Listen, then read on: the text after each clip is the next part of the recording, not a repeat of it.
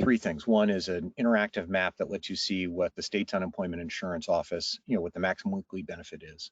Then there's a summary of the American Recovery Plan and what it provides in extended federal unemployment benefits. And then they break down, this is where it gets really valuable for those of us in recruiting, how much unemployment benefit can I get in Colorado? And they say, okay, well, the maximum is about $1,000 a week or $23 per hour through March 14th. And they do that for each state. And so if in fact you do the math on this, what you find is that there's a difference between the average income that people will get, when they're working and on unemployment. But it's not as big as you would necessarily think. That combined with the fact that folks that were in the gig economy or self-employed also can now pull in some of these benefits is creating a material difference that did start roughly 6 to 8 weeks ago, which is when we started to see the change. So candidly, this is something that when we started to do our analysis, we circled and said, I wonder if that's it. So once we saw that, we took a step back, and truth be told here, we're getting into speculation. So I'm not completely sure about any of this because we don't have survey data of job seekers to understand why they're doing what they're doing. But we theorized over, a cup of coffee, why there's more folks that are not necessarily re-entering the marketplace, the labor marketplace. And we really kind of came up with three things. One is public policy that we're seeing right here.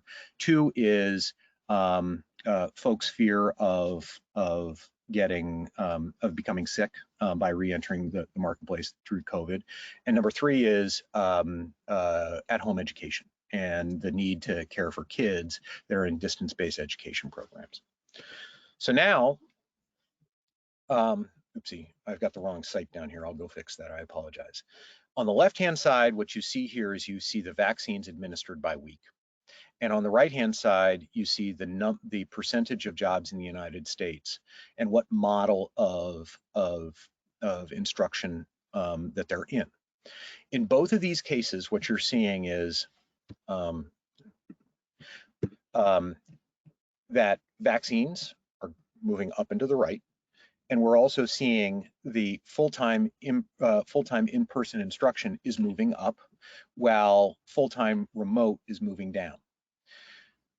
Both of these are still legitimate, completely reasonable reasons why people not enter the workforce.